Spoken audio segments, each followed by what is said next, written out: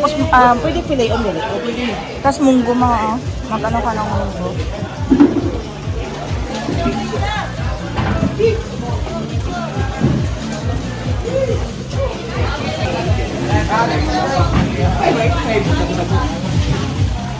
Ang dami ng munggo.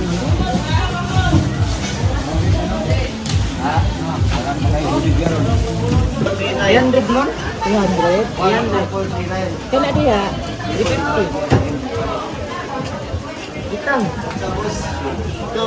Ang mahal lang kilo, 300 siya. Kaya masarap kasi yan. Babay na lang para mag-shut down.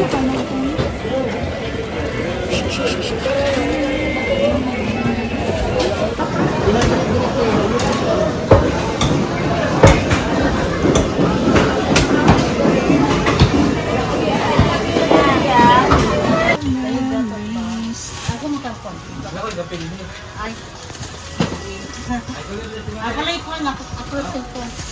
Isa lang sa pulo.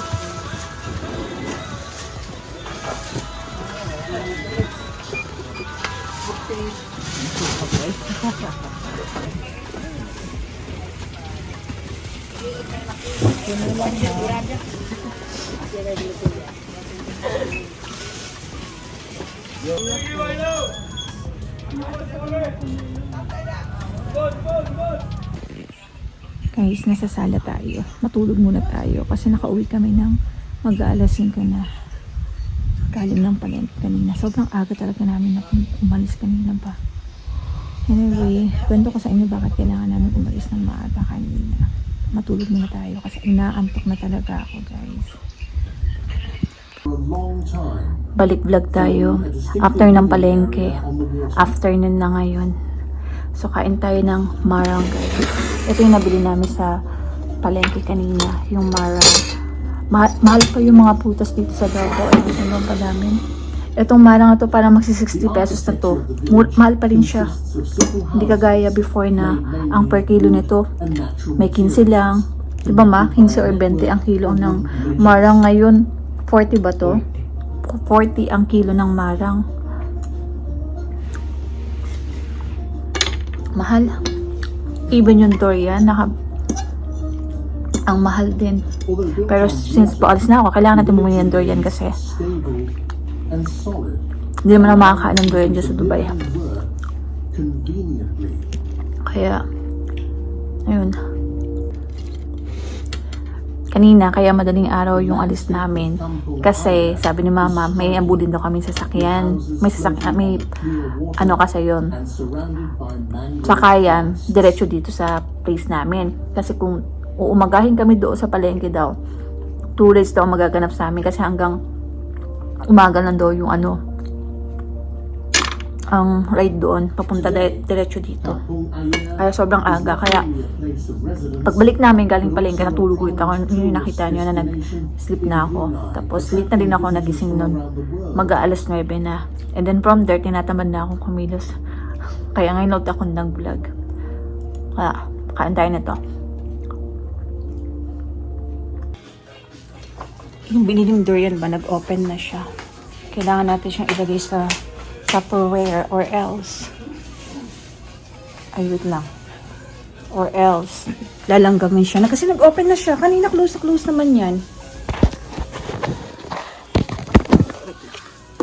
Lagyan natin siya dito. Hugas tayo ng kamay. Ay, open natin.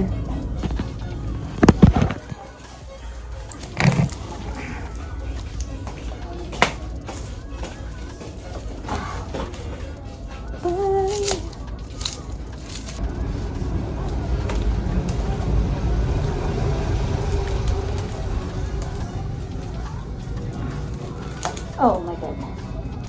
Itong variety na to is native. Yung the last time na kinain namin is aroncillo naman. Hindi ko na na-vlog.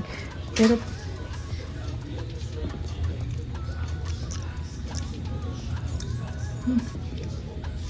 ilagay natin to dito sa may Tupperware.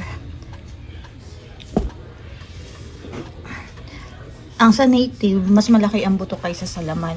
Pero sa ibang varieties nito, mas maliit ang buto, mas malaki ang laman. Ewan ko ba, mas nasasarapan ako sa native na durian. Guys, may nakita si Jerry dito sa kwarto. Pinidyo niya kagad. Tuko ito eh.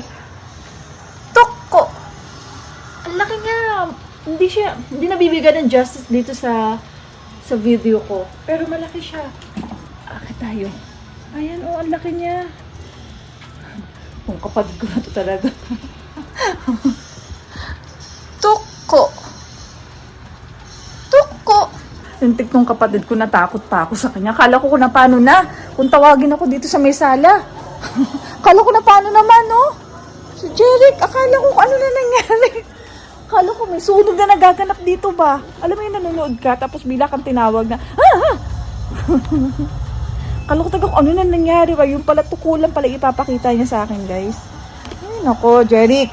Buti na wala ako sakit sa puso. Paano kung may sakit ako sa puso? Ako yung na-prank ni Jeric. Laganti lang sa sa'yo. Kala ko talaga nangyari, ma. Ay, nako. Alaga yun ni mama, sabi niya, wag nang pakailaman. Yung tuko na yun. Si Jerry, tuwan-tuwa kapag nakakita siya. Sa bagay, simula nung bata yung kapatid ko na yun. Mahilig siya sa mga animal, tapos mahilig siya sa mga lizard. Basta mga anything na tuwan-tuwa din yung kapatid ko. Hindi, akala ko, nung lumaki na siya, mawawala yung ganyong hilig niya. Pero tuwan-tuwa pa rin siya.